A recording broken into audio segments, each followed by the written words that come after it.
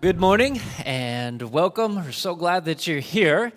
We've come a long way in Habakkuk, and so welcome to our series on Habakkuk called An Honest Conversation with God.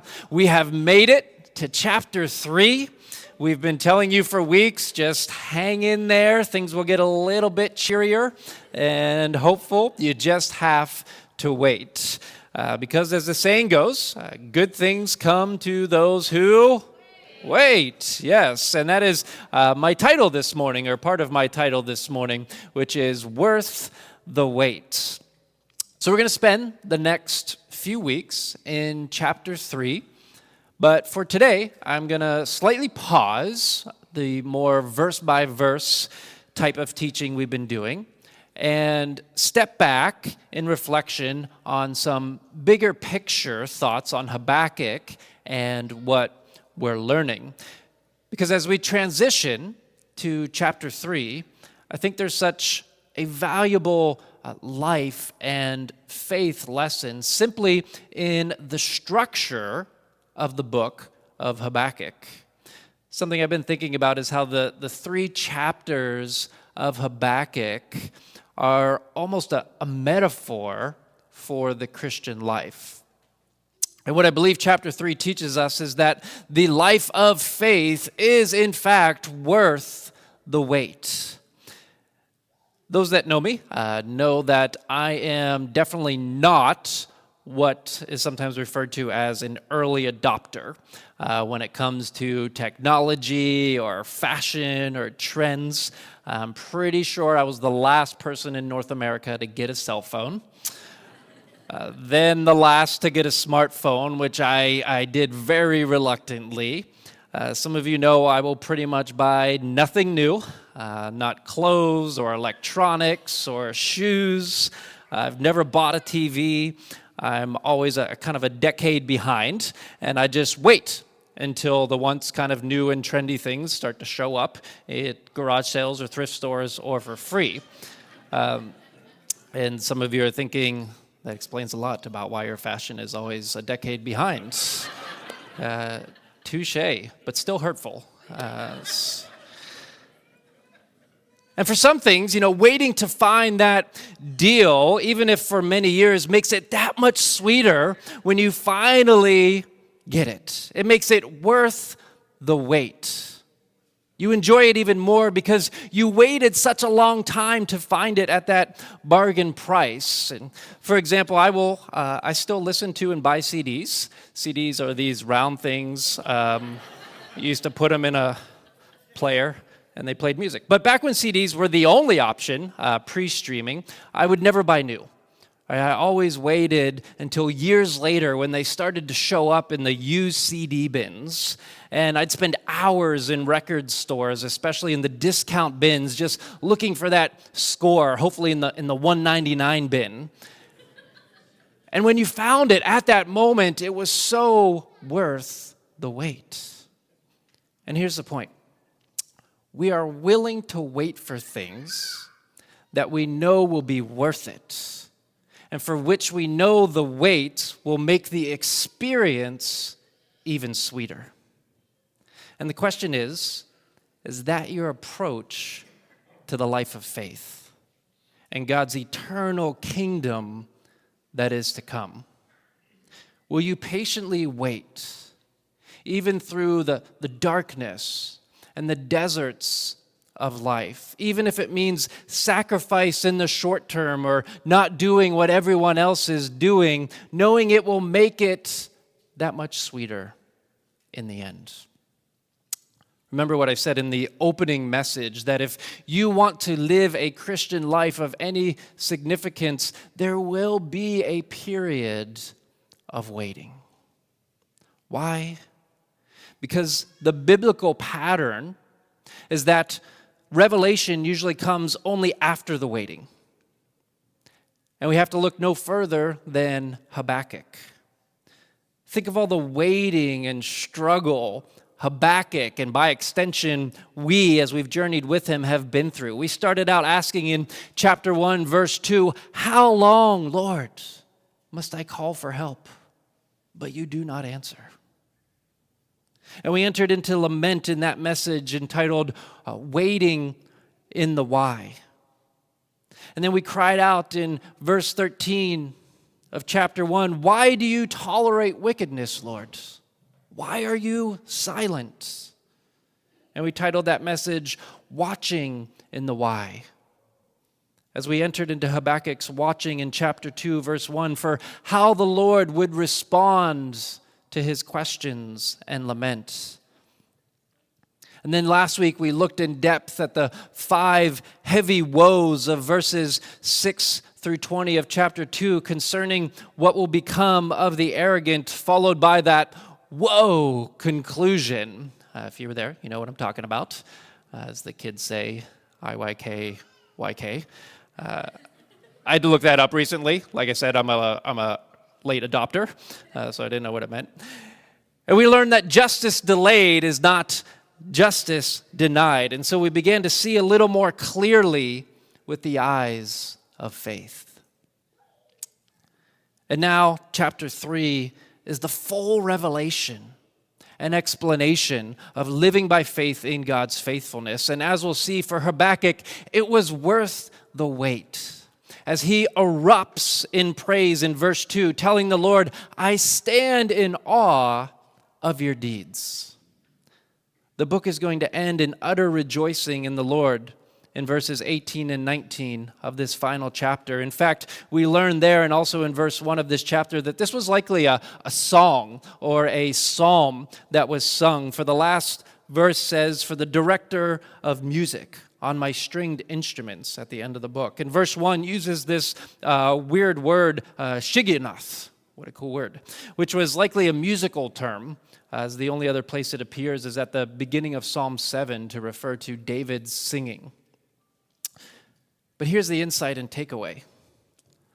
Often we want to get to, start in, or live in chapter 3 in our life of faith. But we're not willing to endure chapters 1 and 2 of the faith life.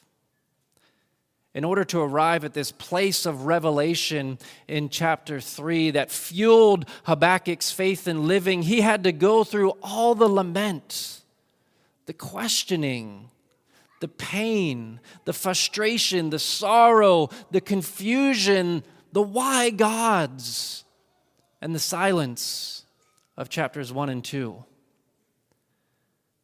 But the only way to the depth of revelation in chapter 3 is through the wrestling and waiting of chapters 1 and 2. So with that established, I want to spend the second half of the message reflecting on how we're learning to do this, to wait together, specifically through the lens of the hard work of discipleship that we've been doing and are called to do, and the essentialness of humility. So, worth the wait, reflections here on the hard work of discipleship together, done in humility. And these two H's of hard work and humility will be sort of the points of reflection.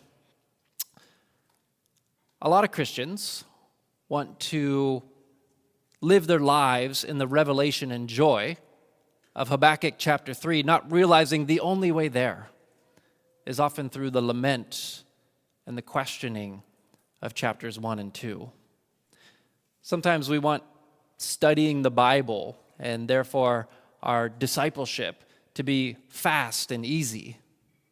But in fact, it's often slow and difficult as we wrestle with God's words together. Christian formation is, in fact, hard work. The Beatitudes, which we read some of last week from Luke 6, are hard. I usually read them and I'm like, why read anything else? Like, it's going to take me the rest of my life to learn to live this out. The fruit of the Spirit is hard. It never stops. Studying Habakkuk is hard work, as you've discovered in your life groups and through our Bible studies. But when we do it together, it's such a beautiful thing. I mean, I can't possibly live out the Sermon on the Mount in Matthew 5 through 7 on my own. It's impossible. But together in community, leaning on each other, we can start to fulfill the picture of what Jesus had in mind. And can I just say, I'm just so very proud to be a part of and to pastor a church that isn't afraid to live in and do the hard work of chapters 1 and 2, both literally and metaphorically here, in order to get to the revelation of chapter 3. I mean, if we skip the hard work and the heavy reflection of chapters 1 and 2, then we will not arrive at the depth of discipleship of chapter 3, where a deeper, richer, more authentic faith begins to form, because there are no shortcuts to a fully formed faith. This is sometimes communicated in the following way. I use this idea a lot in pastorally counseling people who are waiting, perhaps struggling with their faith. And although I made this illustration, which is probably obvious, the concept is in no way original to me. It's a fairly well-known philosophical, theological concept. And if the illustration is not helpful for you, then just kind of listen and sketch it out in a way that works for you. But you can think of the word naivete as simplicity, if that helps. But most of us start with kind of a simple and exuberant faith, right? A beautiful naivete, as it should be, where we're like, how could anyone not believe? You remember feeling that way? It's a wonderful, grace-filled period, whether it's as a child or as a new believer, and I believe we should embrace it and celebrate it for God's glory. But undoubtedly, some darker times come, whether intellectually, circumstantially, relationally, and that once sure faith starts to feel a little bit unstable. And we go through a period of critical reflection, which also goes by names such as a dark night of the soul, or a crisis of faith, or more recently, deconstruction. And this is a Habakkuk 1 and 2 type of experience, an honest conversation with God where we're asking questions. And nothing could be more important than what happens during this period. And having the right resources and the right community of people around you who make space for honest questioning, that doesn't shun people during this period. But if we're willing to do the hard work of getting through that season, which could be months or could be years, then what happens is we eventually, like Habakkuk, can return to where we started with our simple faith, but now it's an informed faith. This second naivete, it's an informed and a tested faith. A stronger faith. It's a Habakkuk 3 type of faith. And often what happens is we actually return to our somewhat childlike, exuberant faith that we initially had, but now it's a faith with depth. And it becomes actually an even more powerful witness and testimony. But all of this needs to be done in community, and especially in great humility.